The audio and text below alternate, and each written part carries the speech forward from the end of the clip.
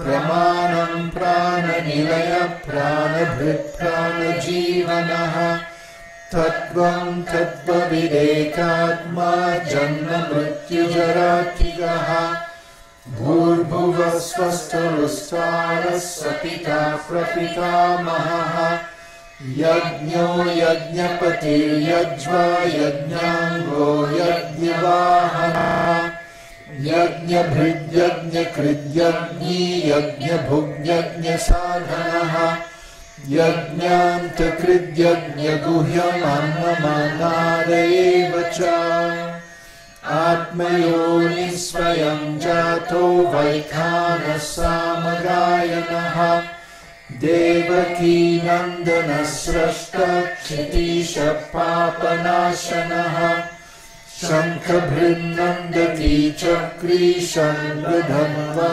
गदाधरः ऋताङ्गपाणिरक्षोभ्यः सर्वप्रहरायुधः ॐ नमो भगवते वासुदेवाय इतीदं कीर्तनीयस्य केशवस्य महात्मनः नाम्नां सहस्रं दिव्यानां विशेषेण प्रकीर्तितम् य इदं शृणुयात् नित्यं यश्चापि परिकीर्तयेत् नाशुभं प्राप्नुयात् किञ्चित् सौमुत्रेह च मानवः वेदान्तगो ब्राह्मणः स्यात् क्षत्रियो विजयी भवेत् वैश्यो धनसमृद्धः स्यात् शूद्रः सुखमवाप्नुयात् धर्मार्थी प्राप्नुयात् धर्ममतार्थी चार्थमवाप्नुयात्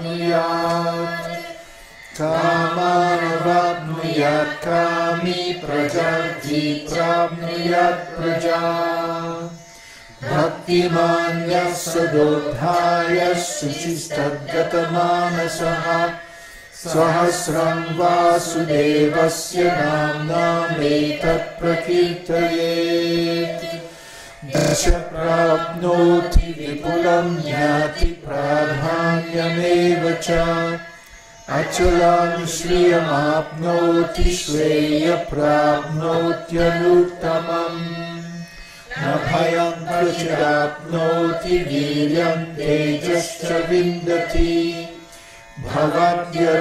भवद्यरोगिर्धृतिमान् बलरूपगुणान्वितः रोगान्तो मुच्यते रोगात् बन्धो मुच्यते बन्धनात् भयं मुच्यते भीतस्तु मुचेतापन्न आपदः दुर्गान्यतितरत्याशु पुरुषः पुरुषोत्तमम् स्तुवन्नाम सहस्रेण नित्यं भक्तिसमन्वितः वासुदेवाश्रयो मर्त्यो वासुदेवपरायणः सर्वपापविशुद्धात्मा याति ब्रह्म सनातनम् न वासुदेवभक्तानाम् अशुभं विद्यते क्वचित् जन्म मृत्युजरा व्याधि भयं नैवोपजायते इमं स्तवमधीयानः श्रद्धा भक्तिसमन्वितः युज्येतात्मा सुखक्षन्ति श्रीधृतिस्मृतिकीर्तिभिः न क्रोधं न च मात्सर्यं न लोभो नाशुभामतिः भवन्ति कृतपुण्यानां भक्तानां पुरुषोत्तमे द्यौस चन्द्रार्कनक्षत्र खन्दिशो भूर्महो दधिः वासुदेवस्य वीर्येण विधृतानि मनात्मनः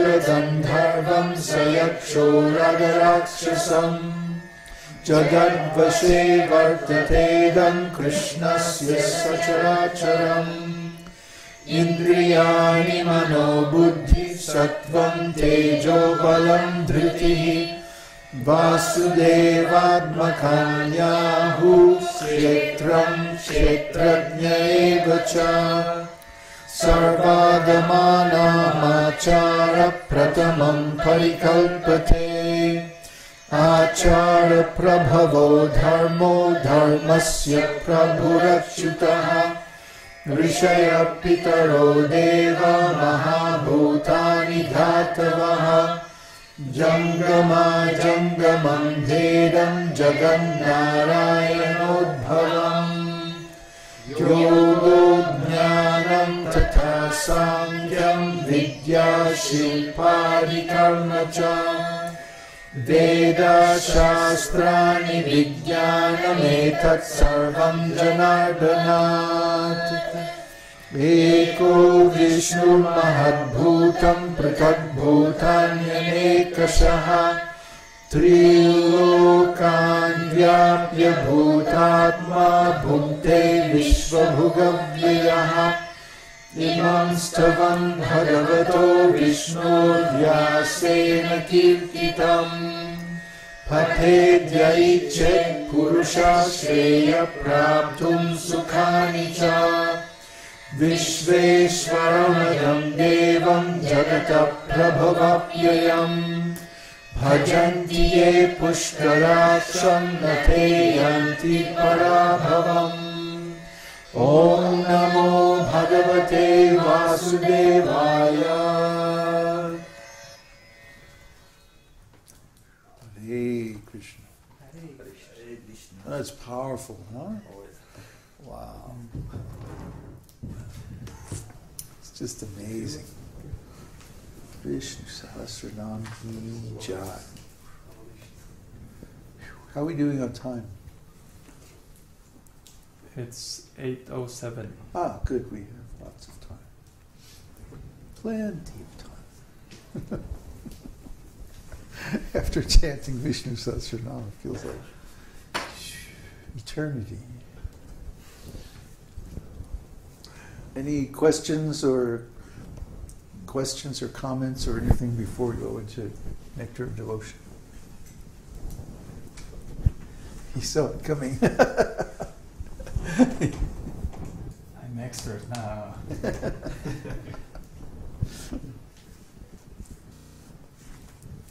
Okay. Nectar of Devotion by Śrīla Rupa Goswami, translated by Śrīla Prabhupāda.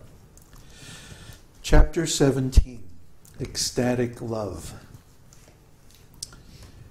By the process of executing regulated devotional service, one is actually elevated onto the transcendental stage beyond the material modes of nature. At that time, one's heart becomes illuminated like the sun. The sun is far above the planetary systems, and there is no possibility of its being covered by any kind of cloud. Similarly, when a devotee is purified like the sun, from his pure heart there is a diffusion of ecstatic love, which is more glorious than the sunshine. Only at that time is the attachment to Krishna perfect.